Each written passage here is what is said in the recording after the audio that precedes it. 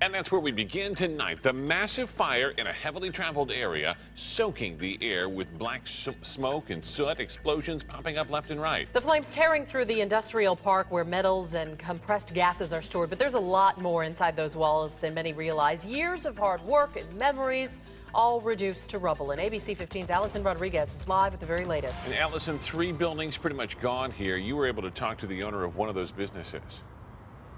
I did, Steve and Katie, but first I want you to take a look at this because this is the closest we've been able to get to the damage. The building is destroyed. There's no roof. There are missing walls. Just look at all of it and you can see the flame retardant right here by my feet that firefighters had to use to put out all of the smoldering hot spots that were still burning here in the building, and the smell of smoke and burnt metal still very much in the air here. Now, this fire destroyed not only the building, but one Valley family's decades worth of memories.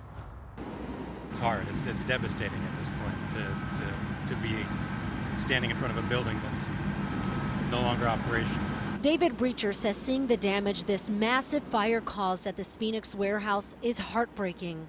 We're still a little emotional at this point, trying to come to acceptance with what we're seeing in front of us. His grandfather started Breacher Sales Incorporated back in 1976, and David has fond memories growing up around the building. My grandfather and my grandmother inside running the business, and you'd go in and give them a hug, and then we'd walk around out in the warehouse and play as kids do. His father and another employee were inside the building when the fire started. They ran out when they heard and felt the explosion. To see it just disappear in a day like this it's still sinking in. The Breacher family now faces the task of rebuilding their family business, and they'll do it stronger than ever. It's been a lot of our lives, and we put a lot of our effort and passion into it.